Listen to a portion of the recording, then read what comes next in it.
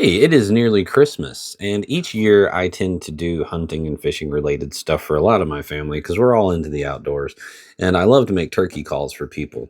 This was the first year that I have made turkey calls from plastic pots. I've never used these prefab pots before. It's been kind of cool. This one is a copper over slate, and this thing weighs a ton.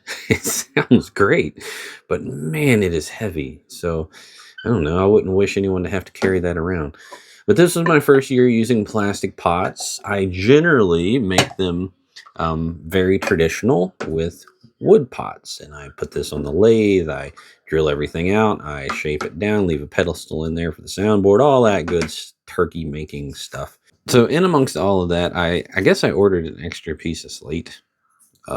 I don't know, had an extra piece, but I don't really feel like doing all of the hubbub necessary to turn this on the lathe. So I got to thinking, I have a laser. Uh-huh. So I have hopped into ye olde Lightburn here and plotted out what I think may work as a turkey call.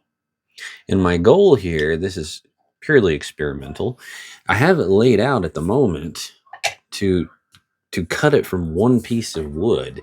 It'll be cut from cheap plywood, and it could come from one piece. So if that works, that's pretty cool because that's like $1. I mean, this is cheap.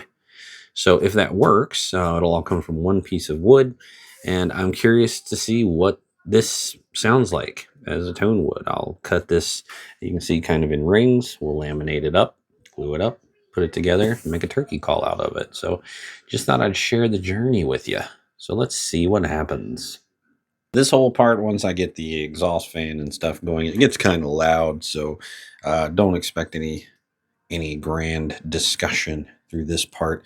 I'll get everything in here, load it up, cutting, and then we'll come back and show you what I've come up with here in just a minute. All right, just sent everything through. The laser is now working. We'll get everything cut out and everything engraved and all that good stuff. And yeah, we got it going. It's working its way through. Basically, in these, what you have is a thin wall. Imagine this is kind of like a bowl, so it's hollow inside. You have a soundboard and a little pedestal in there, and I'll show that to you when we start putting this one together. Yeah, they're very simple ideas. It's kind of like a little musical instrument or something almost. So my thought is a solid sort of plate for the base, and then just stacked rings to get that hollow chamber. This one runs a little bigger because this will be one of the top rings where our slate will set, and then these little rings will hold our soundboard. So yeah, so super simple design and thrown together relatively quickly. So we'll see. Hopefully it's going to work. Thing pulled here, it kind of seems like it's what it's supposed to be. This stuff, now that it's cut down to about 1/8 inch, whew, it feels pretty flimsy. So hopefully all of this will firm up a bit whenever it's glued. And Mountaineer Customs engrave on the bottom there, kind of cool. I think for the sake of completion, I'm going to go ahead and make the soundboard out of plywood as well. I was originally going to do it out of a different type of wood, or maybe metal. There's all kinds of stuff you can use for soundboards: acrylic, metals. You can use slate over slate, you can use glass, and you can use wood. I think for the sake of just the true spirit of this, experiment, I'm going to go ahead and cut about a 2.5 inch soundboard out of the plywood as well. And then this whole thing is just going to be plywood and slate at that point. So I'll get one of these cut out real quick. That shouldn't take but a minute, and then we'll start looking at it a little bit further. I'm excited. It's either going to be awesome or just horrible. And the goal is just to stack these little rings up to form the outside walls.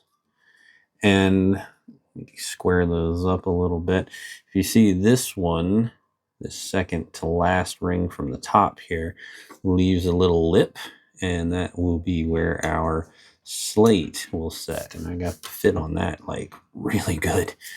I'm kind of proud of that. Yeah, so this whole thing would then be glued up. It would be mounted onto everything else. And that's in theory, a pot call. We'll have to see. So on the inside here, we'll also have a little pedestal that'll be glued in.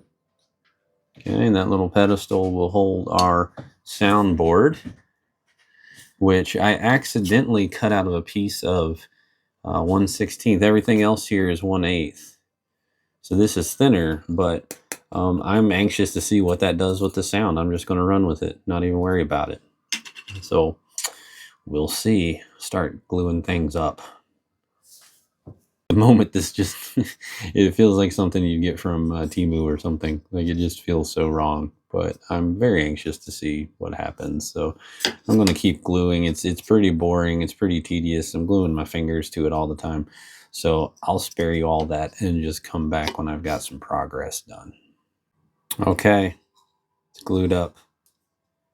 I do not have high hopes for this at all.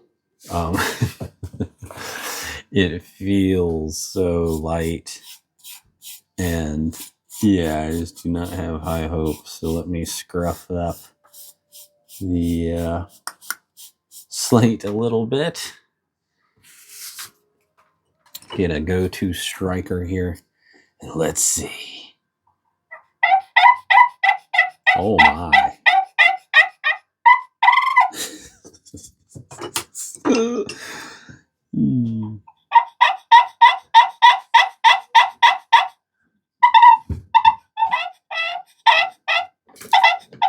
It's so easy to make it screechy, but on the same token, it has a ton of bassiness to it. Oh, you can't cut or anything on it. It just wants to go straight to a squeal.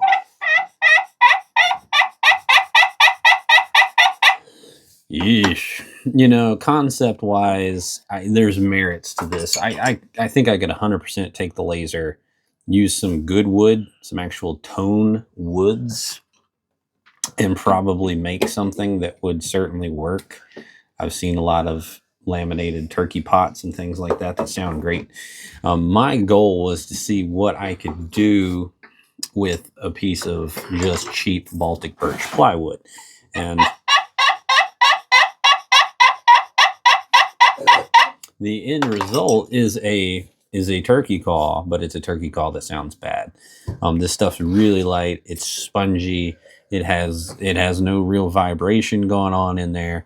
There's none of the attributes that you want for a good tone wood. Like it's just not there. It's so hollow sounding.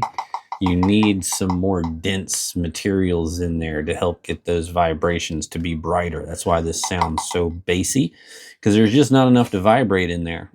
So the reality of this is yeah, I'll chalk this up to a fail. I did it super quick because I wanted to do it sort of as a proof of concept. So things aren't even square on this thing. It's really pieced together. The main reason I did that is I had no hopes for this out of the gate. I was just curious.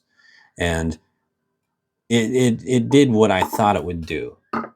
I mean, you can just hear the difference.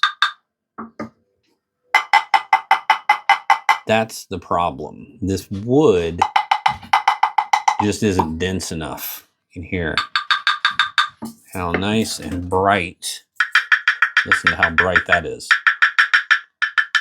That's what dictates things when you're making these types of calls. The different densities of woods produce very different tones. The problem with this is it's just not dense enough. I think you could do some cool things if this was like resin impregnated or something like that. Yeah, or stabilized in some way. You could get some viable sounds out of something like this, but just slapping it together in this way, it's just not going to do it. And that is how you learn doing this kind of stuff. So that being said, again, moving forward, I'm going to say big no way to Baltic birch plywood turkey calls. At least not this way. So anyone out there that's like, you can do that. Yeah, I'm sure you can. But doing it as bare bones as you can, no. And there's things that I could do to improve our odds, a better soundboard, a different surface on the top. Some of those things could help combat the fact that this wood is just so basey.